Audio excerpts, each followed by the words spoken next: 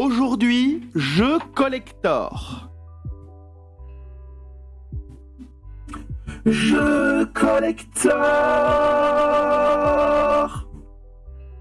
Yes. Alors, le premier jeu collector que j'ai envie de vous montrer. Pokémon Maître Dresseur. Qui a eu ce jeu et qui surtout l'a encore? Donc c'est un jeu qui est édité par MB, hein, enfin qui a été édité par MB Hasbro. Alors en vrai, ce jeu il existe évidemment plus dans le commerce. Il est sorti, alors me semble-t-il, dans les années 90. Peut-être me trompe-je. Je vais voir. Alors, il serait sorti en 2000. Voilà. Et donc, Pokémon Maître Dresseur, c'est un petit peu l'un de mes péchés mignons. Hein. Donc, je suis fan de Pokémon. Évidemment. Parce que je suis un éternel enfant et que je suis très nostalgique de quand j'étais un gamin. Regardez-moi ce plateau. Donc ce jeu est basé sur la première saison de Pokémon. Je dis bien saison parce que c'est Sacha qu'on voit dans le coin inférieur droit. Donc attendez, qu'est-ce qui bloque? C'est la poignée. Ouais, c'est la poignée. Hop, tac, voilà. Ici nous avons un Sacha flambant neuf. Attendez, hop. Un Sacha flambant neuf. Donc il s'agit d'un jeu qui est adapté donc de la série animée, de la première saison de la série animée.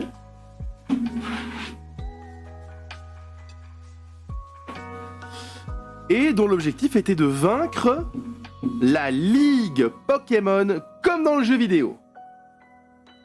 Pokémon Maître Dresseur, extrêmement collector. Alors malheureusement la boîte est abîmée, elle a vécu. En même temps je l'ai reçue quand j'avais 10 ans. Pokémon Maître Dresseur, alors.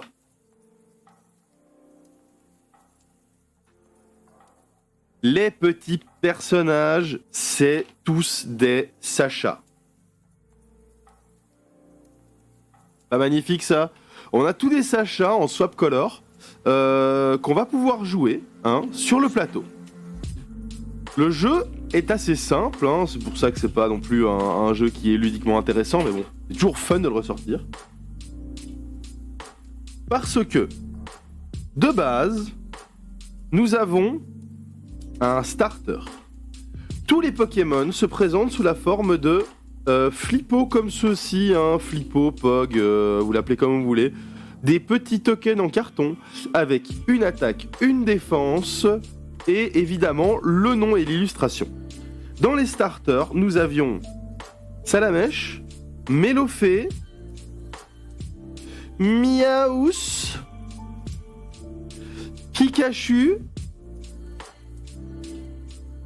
Carapuce et évidemment Bulbizarre. Ensuite, il faut préparer le plateau. Comme vous le voyez, il y a plein de petits espaces. Et en fait, ça augmente en difficulté comme dans le jeu vidéo. Donc nous avons de Bourg-Palette à la moitié du chemin entre Argenta et Azuria, des Pokémon roses. Les Pokémon, donc, les moins puissants et les moins compliqués à attraper du coup. De la moitié du chemin entre Argenta et Azuria à Safrania à l'avant-ville, c'est la Dopole, hein, toute cette partie-ci, comme dans le jeu vidéo, où en fait on était bloqué par ici un garde, ici un garde, et ici également, alors là c'était pas un garde, c'était un ronflex il me semble. non, le ronflex c'était là. Non. Ah je sais plus. Non c'était Carmin-sur-Mer le ronflex. Ouais donc c'est bien ça, c'est un ronflex qui bloque de ce côté-ci il me semble. Et donc, ici nous avons les Pokémon de difficulté verte. Ensuite, de Safrania à Parmanie, hein, et de l'avant-ville à Parmanie, nous avons les Pokémon de difficulté bleue. Et ensuite, Parmanie, Céladopole, Cramoisil, les Pokémon de difficulté rouge. Avec finalement le plateau Indigo. En passant, si on en a l'opportunité, par la grotte inconnue. Est-ce que ça remonte des souvenirs, tout ça? Je vous fais ma collecte Pokémon après ça. Hein. Et donc dans les Pokémon roses, on va trouver tous les Pokémon peu forts. Hein. Comme ici par exemple un Goopix ou l'éternel Magikarp. Donc les 150 premiers Pokémon sont présents. Hein. Ramolos, tout ça. Voilà.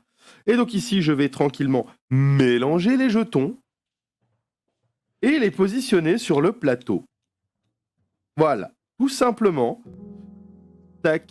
Et en fait, on va pouvoir rencontrer des Pokémon en se baladant sur le plateau, de la même manière que l'on rencontrerait des Pokémon dans le jeu en se baladant dans les hautes herbes.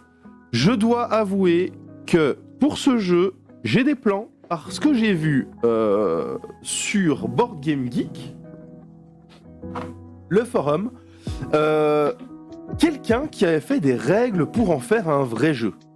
Et si je retrouve ce truc, je l'ai mis quelque part. Hein. C'est peut-être ce truc-là que j'avais vu.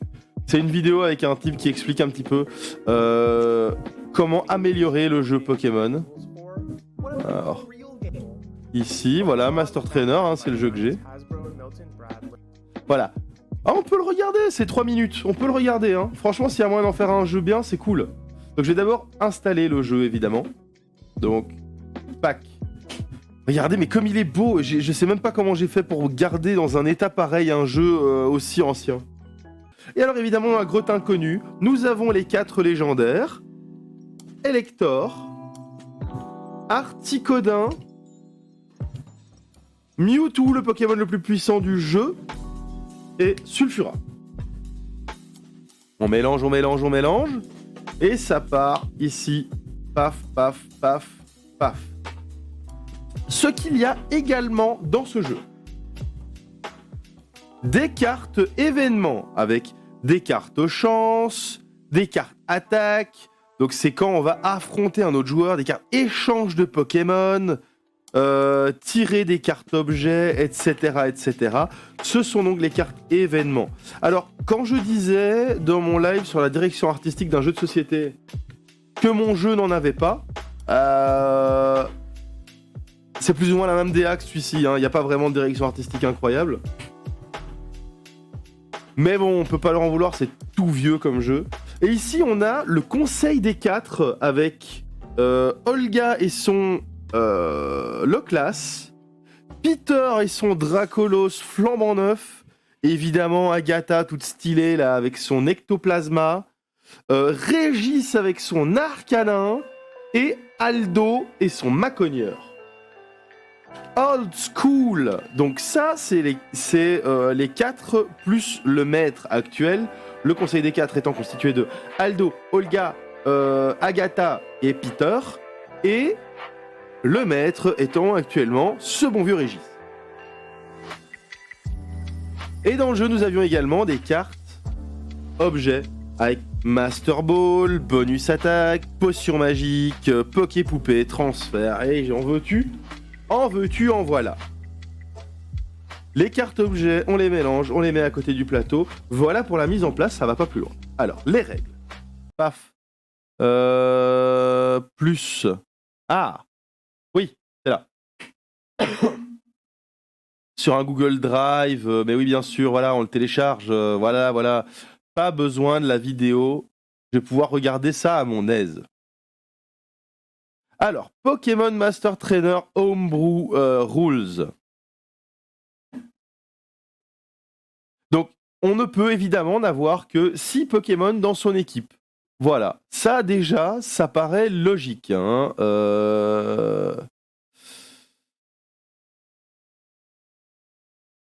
Et ils ne peuvent pas être échangés, du coup, il faut d'office toujours passer par son PC, ce qui est plutôt logique également.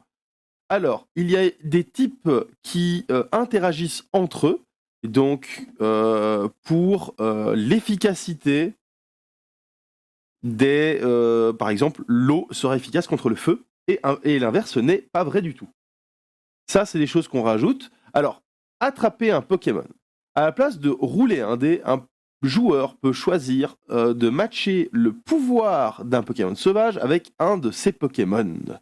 Ça permet de montrer le combat.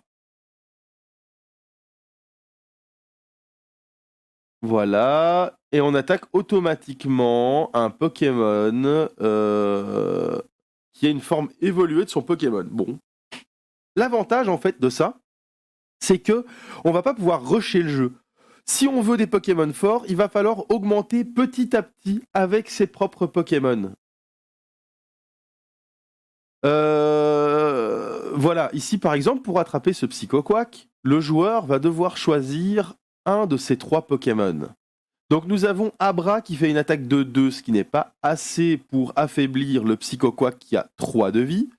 Si le joueur a une Pokéball, il peut augmenter de 1, alors le Abra sera capable d'attraper le Psychoquack. Le Canartichaud, lui, a attaque Furie, ce qui ferait trop de dommages au Psychoquack, et donc il l'affaiblirait au point de le tuer. Et finalement, nous avons Mélofée avec Torgnole qui inflige 3 de dommages, qui est exactement ce que nous voulons. Quand un joueur en rencontre un autre, ou l'élite, le conseil des 4, la bataille vont avoir certaines mécaniques. Par exemple, les moves super efficaces ajoutent plus 3 à une attaque de Pokémon, et les moves pas très efficaces font moins 3. Ça, on peut l'appliquer également à l'attrapage de Pokémon, je trouve. Les Pokémon évolués peuvent choisir une attaque de leur forme préévoluée. Ça, c'est intelligent. Ça permet d'utiliser des Pokémon très évolués pour attraper des Pokémon faibles. Et quand on attaque un autre joueur, c'est toujours 1v1, et le joueur choisit le Pokémon qu'il combatte secrètement. Et donc en fait, on va faire peut-être un combat 6 contre 6, et ce sera à chaque fois 1 contre 1.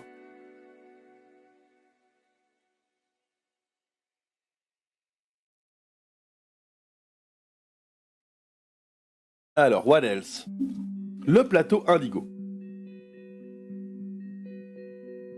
Les joueurs peuvent choisir de combattre le Conseil des 4, un membre du Conseil des 4, au lieu de tourner le dé. Et donc, dans le but de gagner, il va falloir les combattre dans l'ordre. Donc, d'abord Olga, ensuite... donc... C'est Olga, ensuite évidemment Aldo, c'est ça, ensuite Agatha, ensuite Peter, et finalement Régis. Voilà. Et c'est parti. Donc ici par exemple je fais 1. Je fais 1 et du coup je rencontre un Pokémon. Ce Pokémon n'est autre que Piafabec.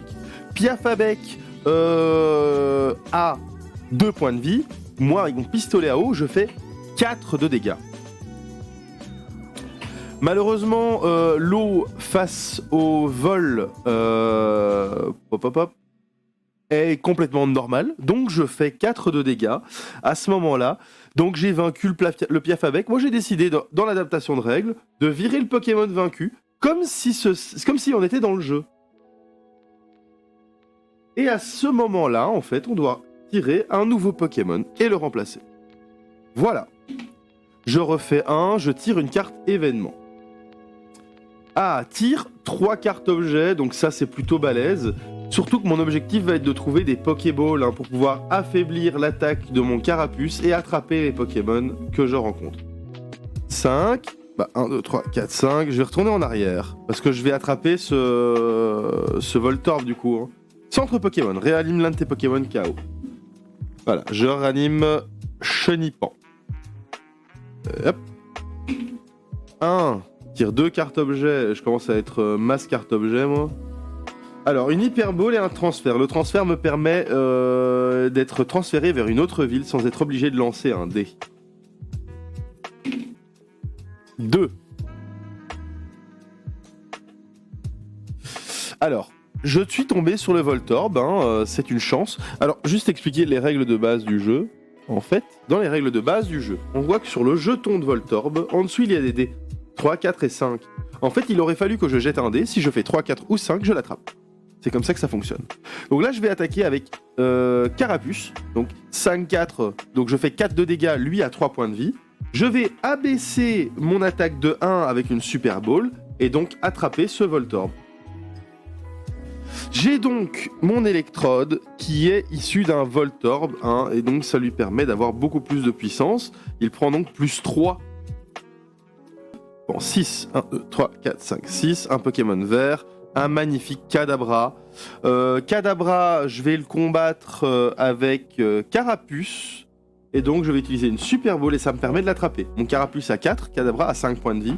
J'ajoute 1 à mon attaque. Je l'attrape donc parce que je match. Ça me fait une équipe avec 5 Pokémon. 4 Pokémon.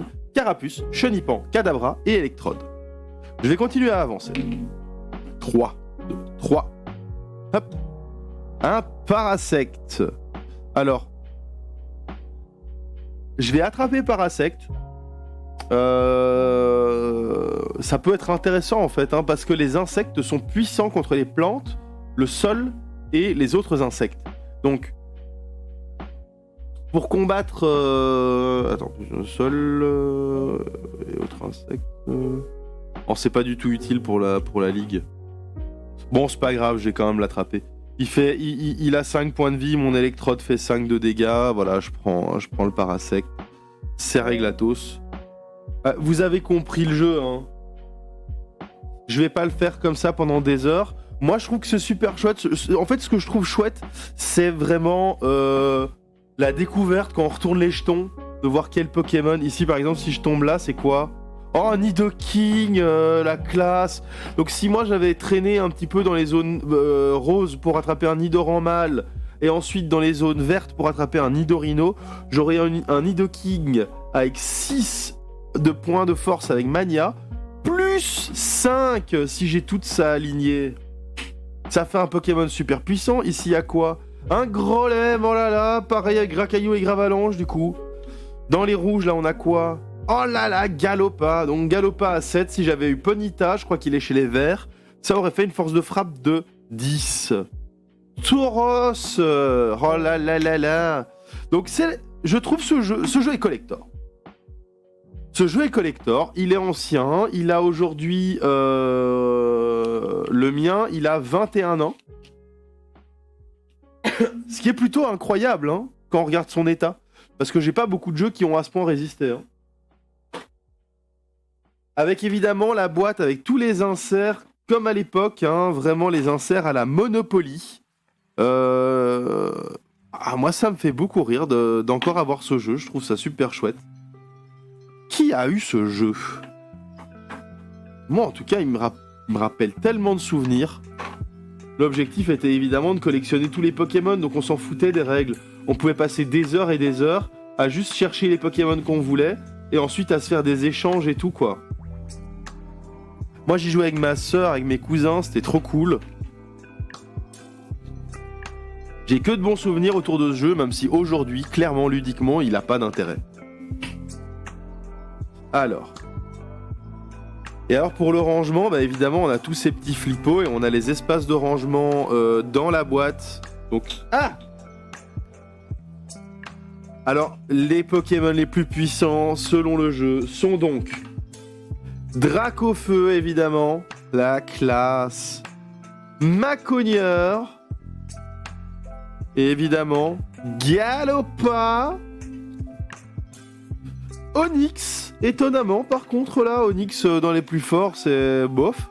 Loclas, hein, qu'on ne trouve que tard dans le jeu, dans mes souvenirs. Ectoplasma, la classe. Tauros. Du parc Safari. Florizarre. Kangourex également dans le parc Safari, qui s'en souvient. Kabutops. Arcanin, qui combat aux côtés de Régis dans ce jeu. Rhinophéros, le Pokémon favori de Giovanni. Amonistar. Voilà, Magmar, Léviator, on a un magnifique Alakazam. Dracolos, Ptera, Tortank, oh là là là là, un sécateur assez originalement, et surtout Lamantine dans les rouges. Je trouve ça bizarre parce que c'est pas un Pokémon si puissant que ça. Après, j'imagine qu'ils voulaient des représentants d'un peu tous les types.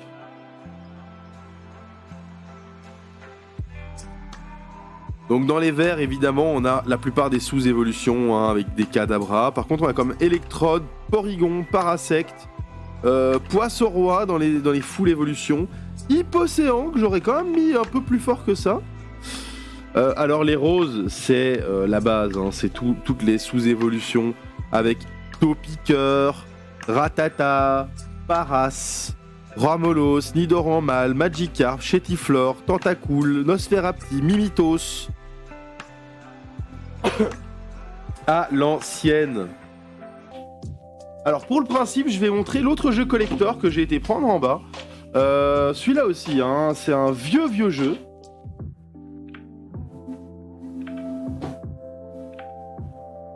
Et là évidemment on va me dire, vas-y Seth, tu travailles dans les jeux de société, comment tu peux nous montrer un Monopoly?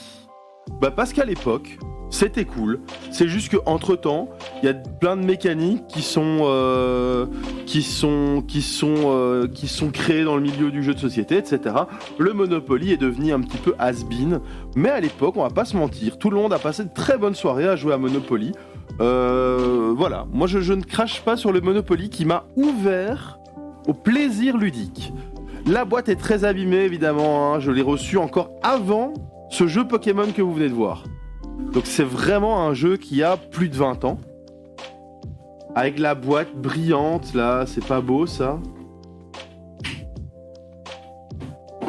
Ce Monopoly Star Wars, alors de nouveau, en fait la raison pour laquelle ce jeu est encore nickel, c'est parce que quand j'étais petit, je comprenais pas toutes les refs et tout, parce que j'étais vraiment petit à cette époque-là.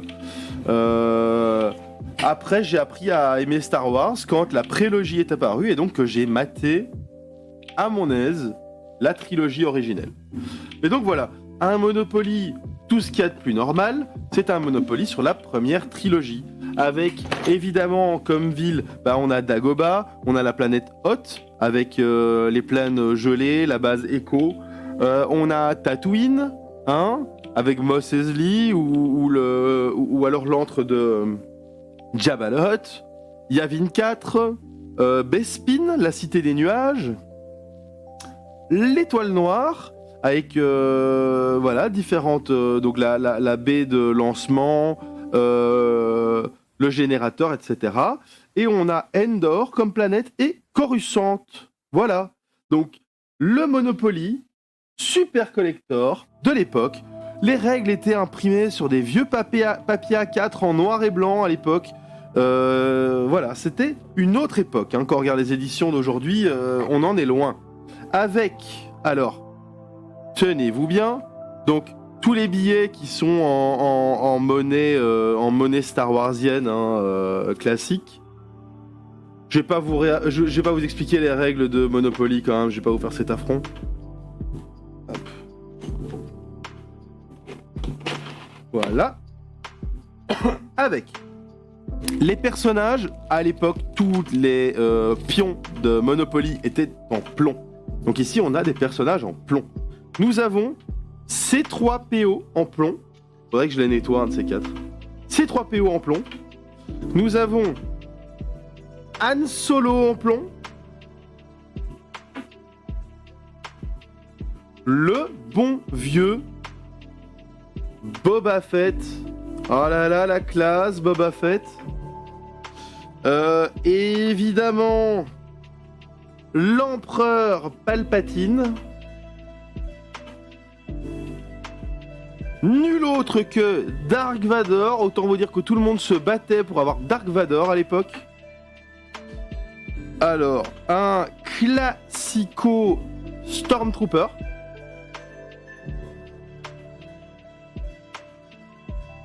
Le Obi-Wan, hein, le Obi-Wan, Ben Kenobi. Et quoi, Ben Kenobi? Luke Skywalker, hein, l'un des persos les plus teubés de la franchise. Et finalement, Leia Organa. Voilà les petits personnages qu'on avait en plomb pour jouer à notre Star Wars, Monopoly Star Wars. Et alors, les hôtels, en fonction de si on était gentil ou méchant, on prenait soit les croiseurs de l'Empire, voilà, soit le Faucon Millennium. Donc ça, c'était les hôtels pour ce Monopoly. Et alors, par contre, les maisons, bah, c'était des simples baraquements avec, en fait, dessus, en filigrane, hein, on a un TIE Fighter pour les méchants. Et pour les gentils, on a évidemment un X-Wing. Voilà. Et après, le matos, c'est le classique. Hein. On a les villes, les parties de planètes, etc. Des cartes, alors les cartes chance, on a les cartes de l'Empire. Évidemment, le jeu était édité dans une seule langue, c'est-à-dire en anglais. Et donc ce papier imprimé que je vous ai montré sur A4, c'est les traductions en français et en néerlandais pour l'édition belge. Et donc les jeux étaient en anglais. Voilà. Là, ici, c'est la navette va directement en prison, ne passe pas par la case Go et ne collecte pas les 200 truguts. Voilà. Donc ici, des cartes impériales et des cartes rébellion, hein, avec par exemple... Tu gagnes la 2e place dans un concours de beauté, tu collectes 10 truguts. Je sais pas si c'est des truguts, mais bon. Je sais plus, c'est des crédits impériaux. Crédits impériaux. Donc ici, voilà, le livre de règles, les traductions, hein, imprimées à l'époque sur un A4. Et je vous assure que c'est pas moi qui ai ajouté les règles, enfin les traductions, hein. Regardez. Regardez bien à quel point c'est collector. Original USA Game avec instruction en français. Met Netherlands Spelregels. Voilà. Donc c'est l'original jeu USA qui n'a été édité donc que pour les États-Unis et qui a été traduit sur des vieux papiers A4 pour nous. Voilà. Donc ça, c'est 2 jeux qui n'ont clairement aucun intérêt ludique, mais qui sont collector et dont je suis fier. Je suis content de les avoir dans ma collection. Ces jeux ont plus de 20 ans et j'ai réussi à les maintenir dans cet état-là. Je suis pas peu fier, pour être honnête. Voilà, il y a quelques jeux, j'ai la haine de plus les avoir. Ah bah je vais parler un peu, tiens, de mes jeux de ma jeunesse. Terreur au cimetière de Chair de Poule. Le Chair de Poule Terreur au cimetière. Ah, qu'est-ce que je me suis marré sur ce jeu. En gros, Chair de Poule Terreur au cimetière, c'était donc un jeu Chair de Poule, hein, où on était dans un cimetière. Il fallait arriver de l'autre côté sans que le fantôme vienne nous sauter dessus. Donc en gros, je me rappelle qu'il fallait avancer dans le labyrinthe du cimetière. Il y avait évidemment des pièges ici, donc qui montaient et qui descendaient. Donc si on se retrouvait sur cette case et que la pierre tombale était abaissée, on se retrouvait piégé. Il y avait des cases un peu partout, on pouvait se transformer en loup-garou.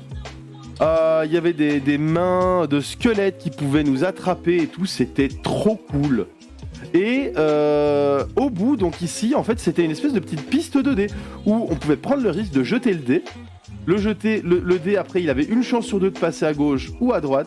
S'il passait à droite, le fantôme sautait et je sais plus ce qui se passait. Chaque joueur avait 2 personnages.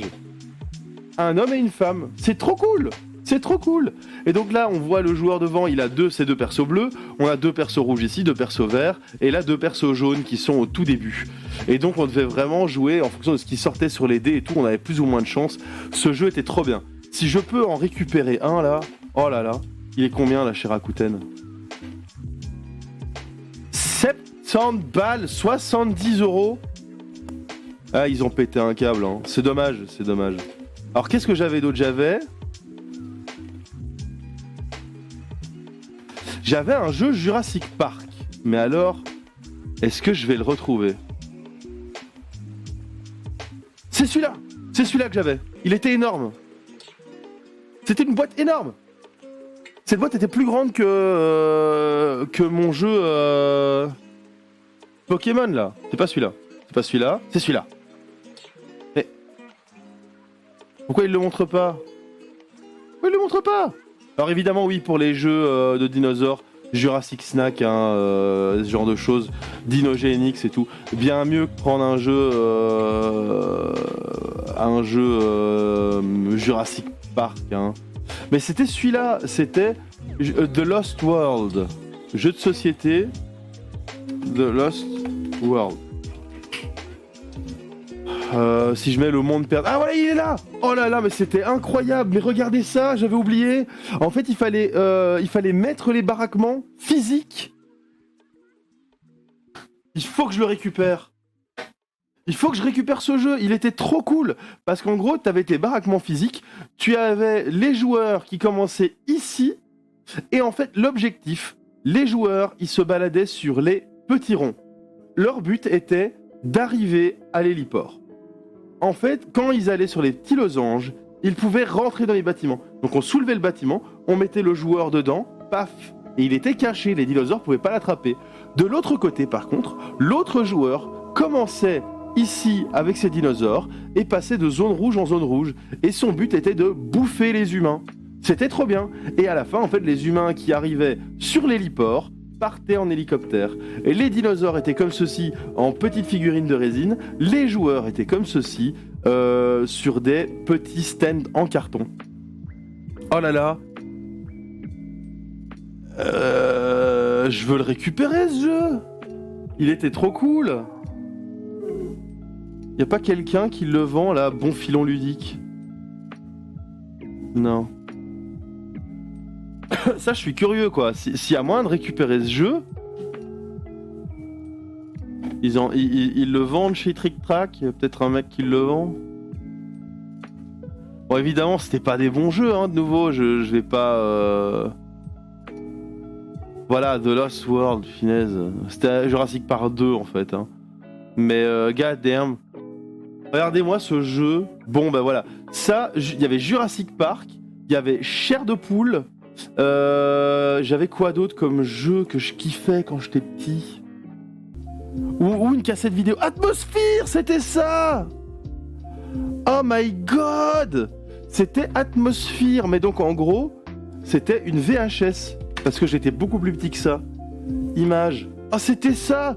Atmosphere! Et le gars, il se transformait sur ta caméra, il disait approche-toi, approche-toi, et puis bah, il s'énervait, il se transformait, ça faisait peur!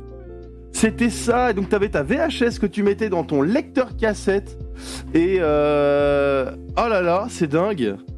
Retrouver ce jeu, quoi. Mais ça, de nouveau, c'est des jeux qui coûtent une fortune aujourd'hui, hein, c'est dommage. Les retrouver, c'est quasi impossible. Hein. Quasi impossible. Eh ben, ça me remet des souvenirs, c'est cool.